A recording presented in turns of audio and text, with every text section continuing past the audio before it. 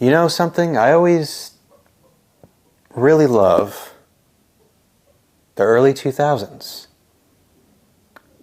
You know, I really had a great childhood.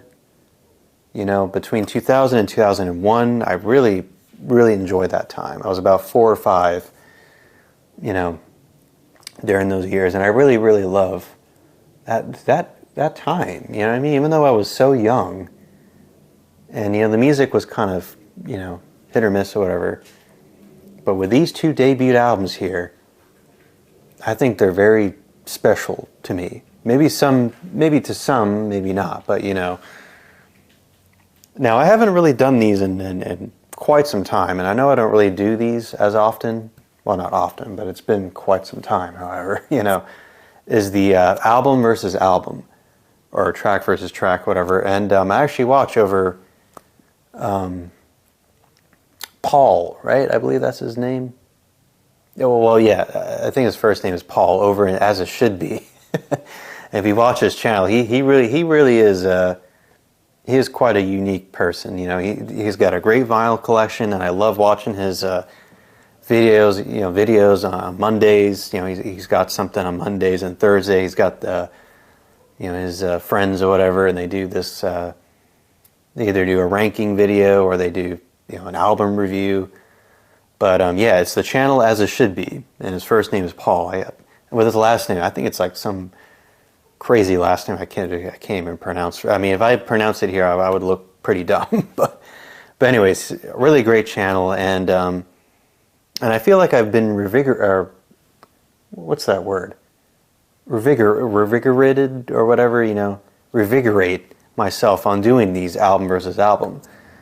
And it was back during COVID. It was definitely back during COVID when I was doing the album versus album thing.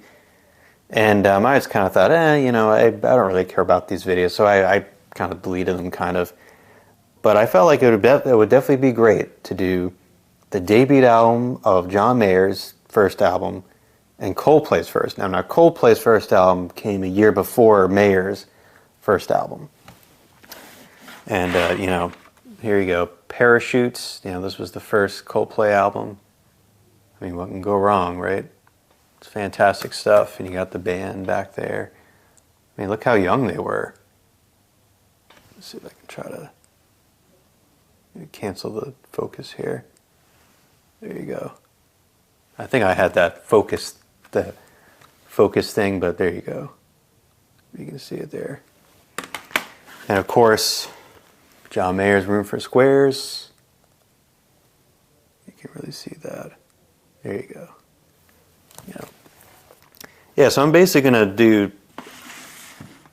Now, there are a lot more songs, because there's 13 tracks on Room for Squares.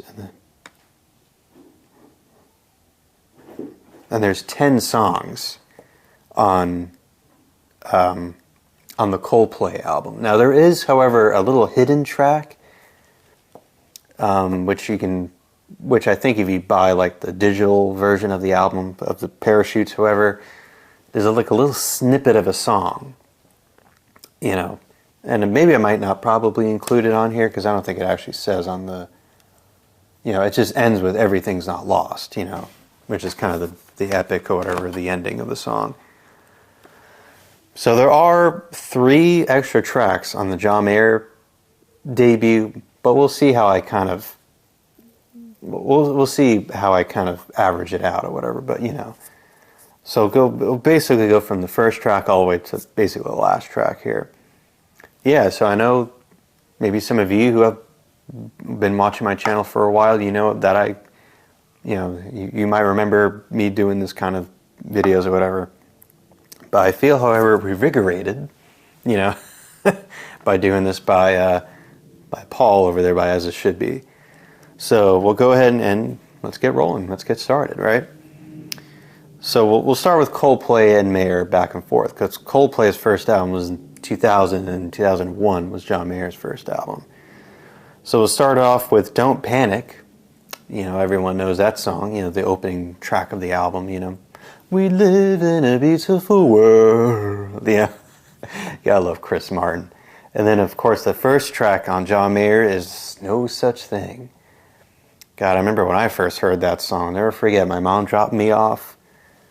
I was living in New Jersey still. It was maybe a year, maybe a couple years prior to when my family decided to move to South Carolina, since it was more of a warmer, but it was still kind of cold. It was still kind of like New Jersey a little bit, probably less of the snow, kind of, if you will.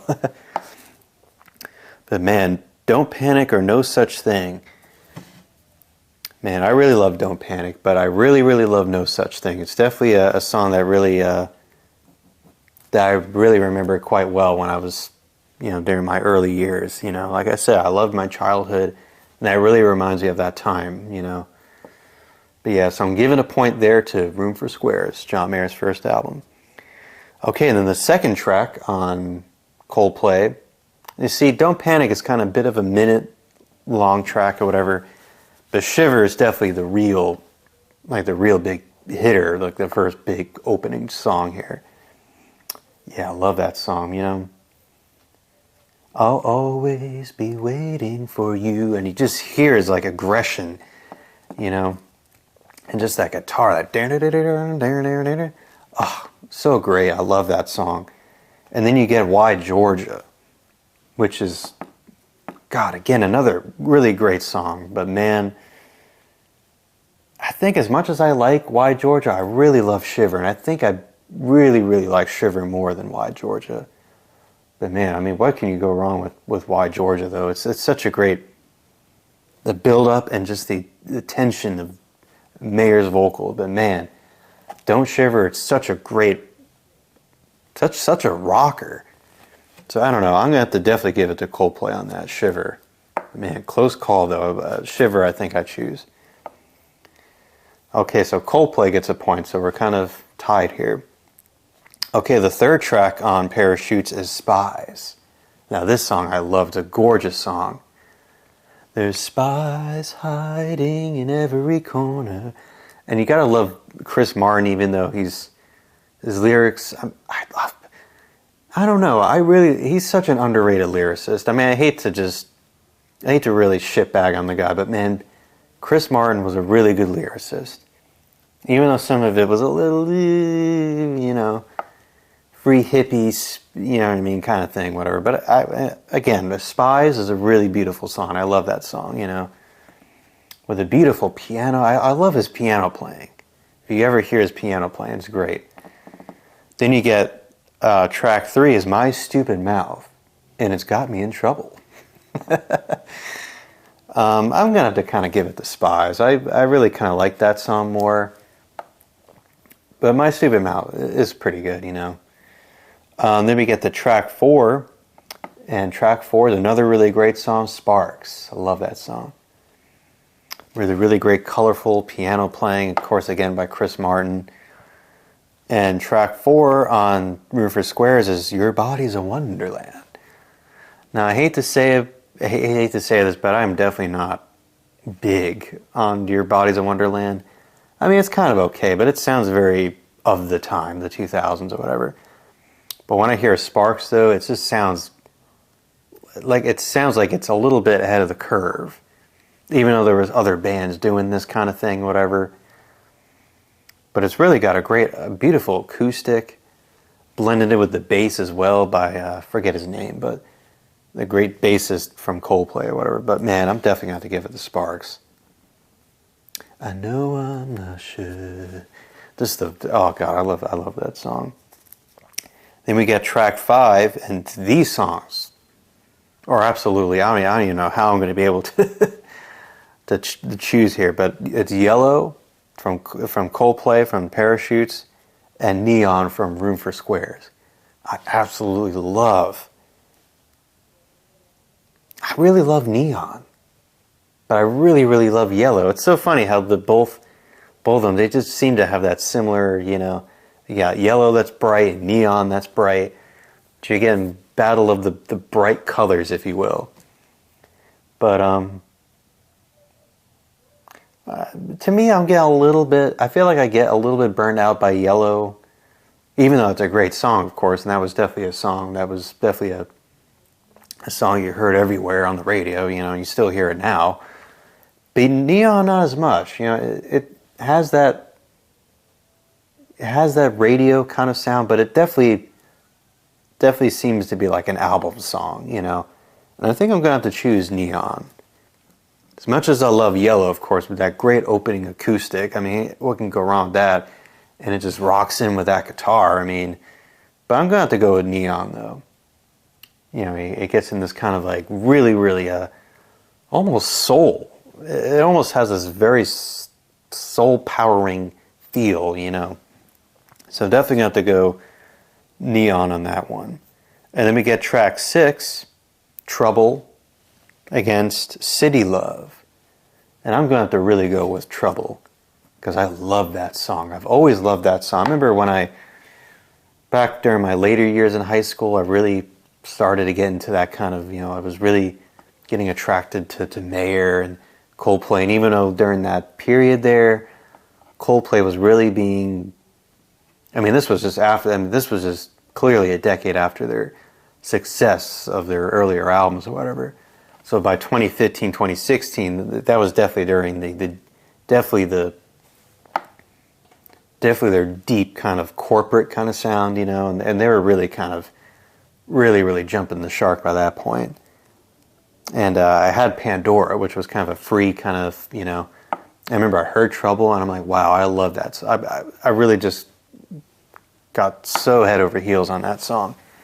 City Love, not as much. For some reason, I didn't really care much about that song. Then we get to number 7, which is, this song is beautiful. Parachutes, of course, the album title, against 83. I kind of really like 83, but I'm gonna have to go with Parachutes.